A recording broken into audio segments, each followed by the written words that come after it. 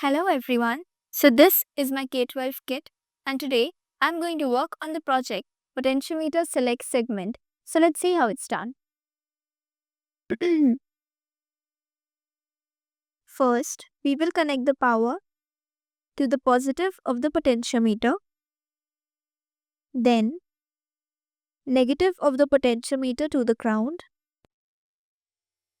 then output of the potentiometer to whichever segment we need to light. For example, I am taking this one, that is B. Next, I will connect its negative to the ground.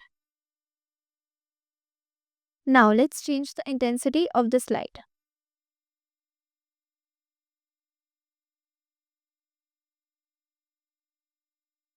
So just by rotating the potentiometer, we can change the intensity of the segment.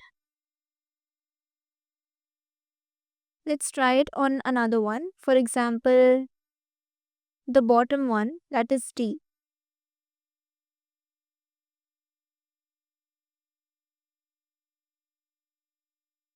And it's done.